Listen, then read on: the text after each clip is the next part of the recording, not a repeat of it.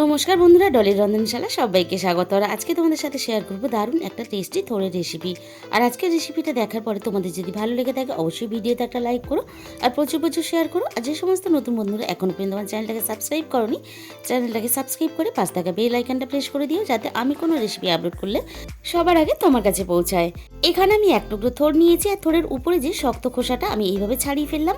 থোড়টা এবার আমি খুব সুন্দর করে ঝিরিঝিরি করে কেটে রেডি করে নেব। প্রথমে থোড়টা আমি এখানে দেখো কেটে রেডি করে জলে ভিজিয়ে দিয়েছি। এরপরে এই থোড়ের মধ্যে দিয়ে দেব 1 চামচ পরিমাণ লবণ আর দিয়ে দেব অল্প একটু হলুদ গুঁড়ো। এবারে আমি এই থোড়টাকে হলুদ আর লবণ জলে মিনিট 5 মতো ভিজিয়ে রাখবো, যাতে থোড়টা সুন্দরভাবে নরম হয়ে যায়। থোড়টা আমি একটা সাইডে সরিয়ে রেখে এবারে একটা ছোট সাইজের আলু ছোট ছোট করে কেটে নেব।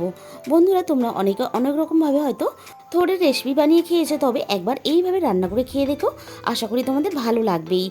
আর থোড় তো একটা ভীষণ উপকারী সবজি, বড়রা তো পছন্দ করেই, তার সাথে সাথে কিন্তু এইভাবে থোড়ের রেসিপিটা বানালে বাড়ির ছোটদের খেতে কোনো সমস্যা হবে না, তারাও কিন্তু খেয়ে ফেলবে।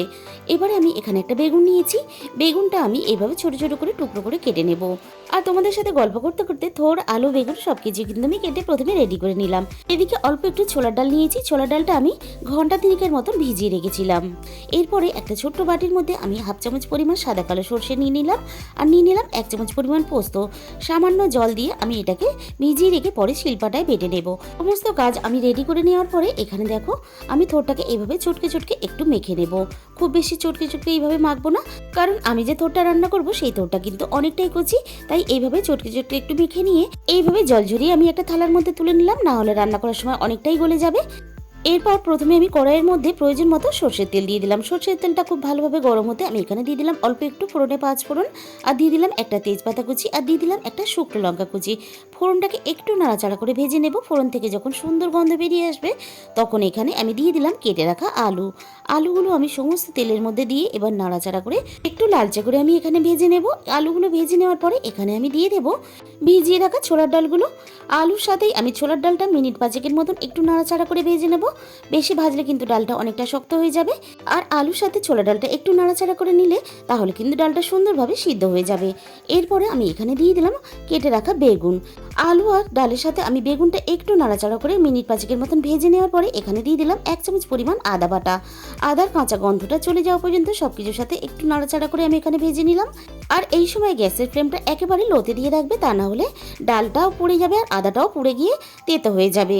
আদাটা সবকিছুর সাথে ভেজে নেওয়ার পরে এখানে সামান্য পরিমাণ জল দিয়ে আমি দিয়ে দিলাম 1/2 চামচের মতো হলুদ গুঁড়ো, আর দিয়ে দিলাম 1/2 চামচের এরকম ঝাল লঙ্কার গুঁড়ো, আর দিয়ে দিলাম 1/2 চামচের মতন জিরে গুঁড়ো, আর দিয়ে দিলাম 1/2 চামচের মতো ধনে গুঁড়ো।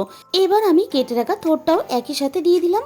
এরপরে আমি এখানে দিয়ে দেবো স্বাদ মতো লবণ। লবণটা এখানে বুঝে ব্যবহার করতে হবে, যেহেতু থোড়টা লবণ জলে ভেজানো ছিল। আর বন্ধুরা, এইভাবে থোড় রান্না করলে এতটাই টেস্টি হয় যে তোমরা না বানিয়ে খেলে কিন্তু বুঝতে পারবে না। আর যে কোনো রান্না কিন্তু না বানিয়ে খেলে বুঝতে পারা যায় না যে এর কতটা টেস্ট হয়।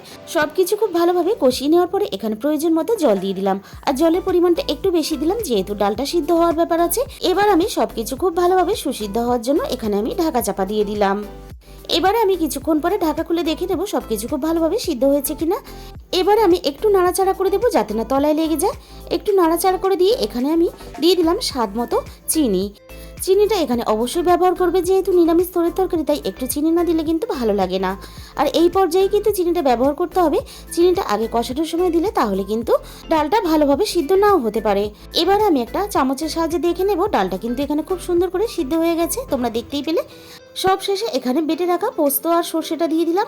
এবারে একটু নাড়াচাড়া করে মিশিয়ে নিলেই কিন্তু রেডি হয়ে গেল দারুণ স্বাদের একটা নিরামিষ থোড়ের রেসিপি। আর থোড়ের এই রেসিপিটা একদিন হলেও ট্রাই করে দেখবে, দারুণ টেস্ট হয় এইভাবে রান্না করলে। আর এই রেসিপিটা বানিয়ে কিন্তু তোমরা ভাত, রুটি সবকিছুর সাথেই খেতে পারবে। আর তোমাদের মূল্যবান সময় দিয়ে আমার এই রেসিপিটা এতক্ষণ দেখার জন্য তোমাদের সবাইকে অসংখ্য ধন্যবাদ।